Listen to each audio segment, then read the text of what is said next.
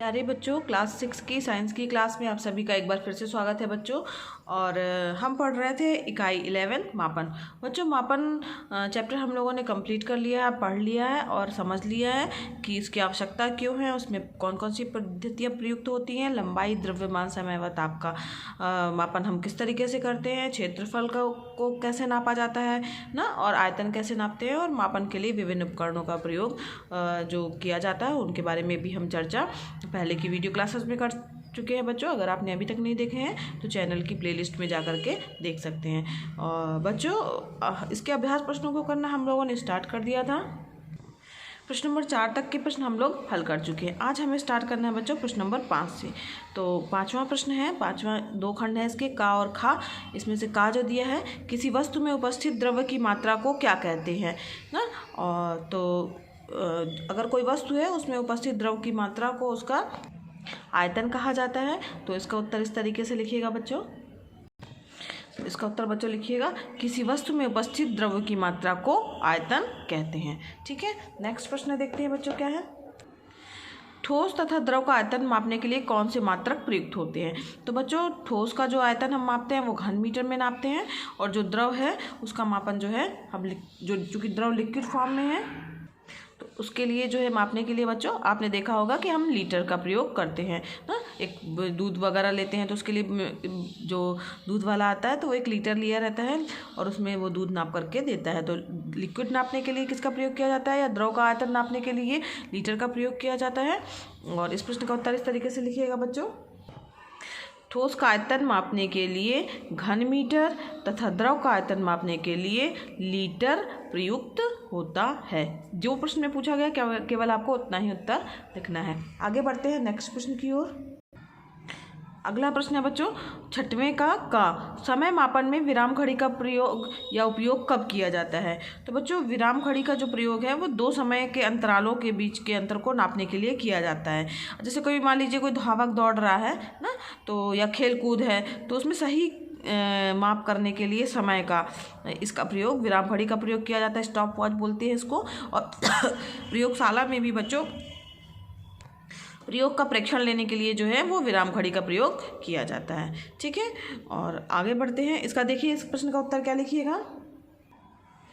विराम घड़ी का उपयोग 2 समय अंतरालों के बीच के अंतर को मापने के लिए किया जाता है, जैसे धावक के दौड़ने का समय या खेल कूद में समय की सही माप के लिए, और प्रयोगशाला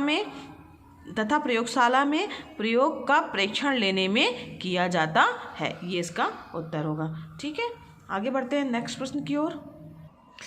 इसका खा प्रश्न है बच्चों, किसी ईंट का आयतन ज्ञात करने के लिए कौन सी 3 माप ली जाती है। तो ईंट की आकृति बच्चों किस तरीके की होती है। तो ईंट की आकृति जो होती है वो घनाभ की आकृति होती है, और इसका आयतन नापने के लिए बच्चों हमें क्या चाहिए, उसकी लंबाई चाहिए, चौड़ाई चाहिए और ऊंचाई चाहिए। तो अगर हमें ये तीनों माप मिल जाती हैं तो हम उसका आयतन ज्ञात कर सकते हैं। तो इसका उत्तर इसी तरीके से लिखिएगा, किसी ईंट का आयतन ज्ञात करने के लिए लंबाई, चौड़ाई तथा ऊंचाई की माप ली जाती है। ठीक है, प्रश्न जो है आप यहाँ पर देखिए रेड कलर से दिख रहा है, लेकिन आपको रेड कलर से नहीं लिखना है, आपको ब्लैक कलर से या तो आप प्रश्न लिख सकते हैं या तो ब्लू से भी लिख सकते हैं, और उत्तर जो है आपको नीले कलर की पेन से करना है। नीले कलर की स्याही होनी चाहिए उसकी बच्चों। ठीक है, रेड कलर का यूज़ नहीं करना है। आगे बढ़ते हैं नेक्स्ट प्रश्न की ओर। स्वस्थ मानव के शरीर का सामान्य ताप क्या होता है। तो जो मनुष्य के शरीर का जो सामान्य ताप जो है वो आपको पता है 37 डिग्री सेंटीग्रेड, या तो फिर कितना होता है फ़ारेनहाइट में अगर लिया जाए तो 98.6 फ़ारेनहाइट होता है। तो यही आप इसका उत्तर लिख दीजिएगा। तो स्वस्थ मानव शरीर का सामान्य ताप जो होता है वो 37 डिग्री सेल्सियस या 98.6 डिग्री फ़ारेनहाइट होता है। तो ये जो है वो मानव शरीर का सामान्य ताप हो गया। आगे बढ़ते हैं खा की ओर। खा है बच्चों, 1 घन सेंटीमीटर और 1 मिलीलीटर में क्या समानता है और क्या असमानता है, ये हमें इसका उत्तर लिखना है। आइए देखते हैं इसका उत्तर क्या लिखेंगे। तो बच्चों सबसे पहले हम समानता लिख देते हैं। तो दोनों जो है वो किसी वस्तु के द्वारा घेरे गए स्थान का आयतन बताते हैं, और असमानता जो हो गया तो 1 सेंटीमीटर बराबर 10 मिलीमीटर होता है ना। तो 1 सेंटीमीटर में 10 मिलीमीटर होता है बच्चों, और मिलीमीटर जो है वो घन मिलीमीटर जो है वो घन सेंटीमीटर की तुलना में क्या होती है, छोटी इकाई होती है। ठीक है, अब आगे बढ़ते हैं नेक्स्ट प्रश्न की ओर। 8वां प्रश्न है हमारा, लंबाई, द्रव्यमान, समय तथा ताप के मानक मात्रक लिखिए। तो इनके मानक मात्रक लिखना है हमें कि इनको हम किसने नापते हैं मानक मात्रक के रूप में। तो लंबाई का जो मानक मात्रक है बच्चों वो है मीटर, द्रव्यमान का मानक मात्रक क्या है, किलोग्राम, और समय का जो मानक मात्रक होता है वो है सेकंड, और जो ताप हम नापते हैं वो केल्विन में, जो कि उसका मानक मात्रक है। ठीक है, तो लंबाई का मीटर, द्रव्यमान का किलोग्राम, समय का सेकंड और ताप का केल्विन, ये इनके क्या है, मानक मात्रक हैं। ठीक है, इसका उत्तर ये लिखेंगे। तो बच्चों आज के लिए बस इतना ही, आज की वीडियो क्लास में बस इतना ही। आगे के प्रश्न बच्चों हम नेक्स्ट वीडियो क्लास में हल करेंगे।